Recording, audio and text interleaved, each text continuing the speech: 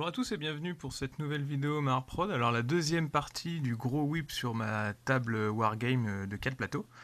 Alors je suis désolé déjà par avance si je peux me répéter sur certains commentaires parce que bon comme je refais les commentaires audio par-dessus, et bah forcément je vais peut-être redire les mêmes choses au fur et à mesure. Donc là, qu'est-ce que je suis en train de faire? Je repars sur la sculpture du polystyrène, toujours au cutter, hein, donc c'est un peu long et puis fastidieux, mais bon ça fait une bonne base de rendu sur lesquelles ensuite je vais venir par la suite remettre de l'enduit.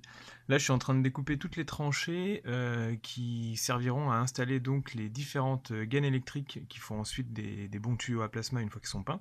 J'utilise différents diamètres de gaines électriques, donc les tranchées ne sont pas forcément de la même épaisseur. Sur 3 des plateaux, il y a donc le volume des doubles collines. Et donc il y a un plateau qui a un gros tuyau à plasma, le deuxième qu'on a deux, et puis le troisième qu'on a trois, ce qui fait un petit effet visuel, enfin je veux dire un rappel visuel au niveau des nombres, c'est-à-dire plateau 1, plateau 2, plateau 3 et plateau 0 pour celui qui n'en a pas, et qui est donc plat. Il y a 3 plateaux à relief et un plateau qui reste plat pour plus de modularité. Une fois que le gros des volumes est taillé, là j'y vais à la râpe à bois. Ça se fait très bien et contrairement au polystyrène expansé qui est composé donc de petites billes et qui va être vachement statique une fois que vous le poncez ou que vous le découpez, il faut surtout pas l'utiliser pour les décors, c'est très mauvais. Là c'est du polystyrène extrudé et donc c'est beaucoup plus agréable, et puis même si c'est un peu statique, quand vous le poncez à la râpe, ça fait ce genre de poussière que vous voyez sur les côtés, et ça se nettoie bien avec un aspirateur et tout. Et puis surtout ça permet d'adoucir les reliefs pour que à la fois on ait un volume qui ressemble à des sortes de collines, mais qu'on garde les niveaux et les strates pour pouvoir poser les figurines en partie sur des zones plates.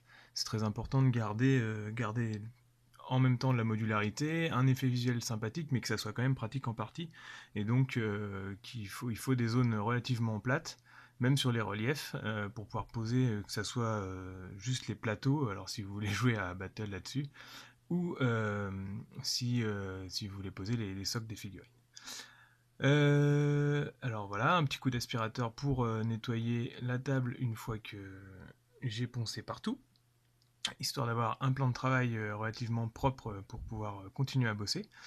Là, je commence donc, voilà, vous me voyez découper les tranchées, les adapter et puis mettre des petits coups de râpe dedans pour que ça s'adapte bien au niveau des différentes gaines de plasma. Là, il y en a une grosse, et puis les autres sont de diamètre plus petit. Alors bon, j'ai plus les dimensions en tête, mais en gros, la gaine, la plus grosse gaine de plasma, c'est de l'ordre de 3 cm de diamètre. Et puis les petites, ça doit être du 1,5, donc c'est des gaines électriques de base. Là, je mets une base de colle à bois à l'intérieur. La colle à bois, il faut savoir que donc on l'appelle colle à bois ou colle PVA, colle blanche, c'est une colle qui est relativement universelle dans le sens où si vous avez le temps de la laisser sécher, elle peut coller à peu près n'importe quoi. En plus, elle est assez pratique parce que du coup, elle est un peu multimatériaux, même s'il y a marqué colle à bois dessus et qu'elle est vraiment faite pour, ça c'est sûr. Si vous lui laissez le temps en contraignant les matériaux, avec un peu de soleil, ça peut aider. Elle colle vraiment pas mal de choses. Alors en gros, je mets une base de colle à bois qui va en fait faire une sorte de gang, d'enduit, et qui va vraiment figer le truc une fois que c'est bien sec. Et puis pour m'aider, je mets donc des poids et un petit peu de colle cyano donc sur les deux bouts pour que ça puisse figer assez plus rapidement, donc un peu d'accélérateur en même temps. Et le reste, le renfort se fera avec la colle à bois, et puis quitte à mettre aussi un petit peu d'enduit, j'en remets sur les côtés, puisque de toute façon, une fois que la gaine de plasma est mise sur le décor, forcément il faut quand même l'intégrer à la texture générale, et, et puis rajouter donc de l'enduit, un petit peu de sable et tout pour que ça soit. Donc là, je taille en biseau pour qu'on ait l'impression que la gaine de plasma file droit dans le sol. Je les mets à différents niveaux pour faire une sorte de, pas un escalier, mais une graduation dans la pose des tuyaux. Donc voilà pour ces petits trucs, quelques petits points de colle cyano, comme je vous dis, pour que ça fiche plus rapidement, hop, de l'accélérateur, hop, comme ça c'est instantané, et puis le reste, de la colle à bois dans les creux pour que ça fiche bien les éléments. Mais bon, par contre, c'est sûr que ça met, on va dire, 4 ou 5 heures à sécher avec une bonne température dans la pièce.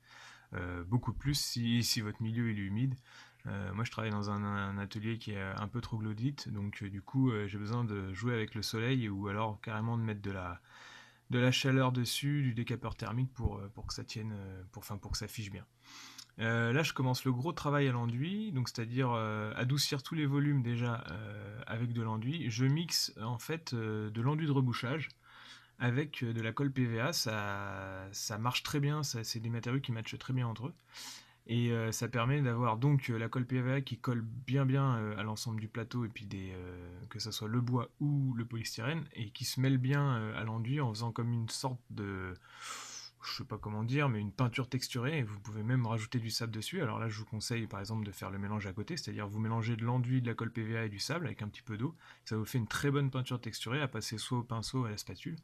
Bon là, je fais le gros des volumes au doigt, c'est-à-dire je prends directement les masses d'enduit dans le pot et puis bah, je lisse sur les côtés des volumes que je veux adoucir avec de l'enduit en rajoutant même un petit peu de texture sur les volumes plats qui servira à faire des différences de volumétrie ou de rendu visuel. C'est au niveau de la granulométrie que ça va jouer. Aux endroits où je veux que ça soit de la pierre, bah forcément je mets plus d'enduit que je vais retailler dedans un peu au cutter et tout ça. Désolé quand ça fige un peu, c'est mon logiciel d'accélération qui est pas terrible. Et donc du coup, ça fait des freezes. Mais l'idée est là, donc là, pour vous voyez un petit peu plus près, c'est du gros enduit posé au doigt. Et puis par-dessus, forcément, je vais rajouter du sable, pas forcément quand c'est sec d'ailleurs, avec un peu de colle PVA, ça va directement coller dessus. Et donc aux endroits où j'ai besoin que ça soit de la colline, forcément je lisse un peu plus. Et aux endroits où je veux que ça soit de la pierre, je lisse un peu moins. Et ça fait des rendus sympas avec les différences de granulométrie. Donc voilà, hein, j'aime bien picrasser dans la. Un travail au doigt, on a après ça chacun son truc, mais en tout cas l'enduit et la colle PVA c'est pas des matériaux qui sont dangereux, donc vous allez pas perdre vos doigts en faisant ça. Faut juste avoir un bon savon derrière et puis un petit peu de brosse. Ce que ça peut faire éventuellement si vous êtes sensible, c'est que ça assèche un peu la peau parce que c'est quand même au niveau de l'enduit. C'est quelque chose qui est fait à base de plâtre, hein, c'est des composants plâtre. Du coup, c'est vrai que ça peut assécher un peu la peau avec la chaux qui est à l'intérieur. Mais bon, c'est vraiment pas grave. Donc après, ça c'est votre ressenti personnel. Moi perso, quand je mets des gants en latex, j'ai du mal à sentir, donc je préfère directement avec la peau nue. N'y voyez aucun jeu de mots là-dedans, bande de pervers. Et donc du coup là je commence avec mes petits moulages.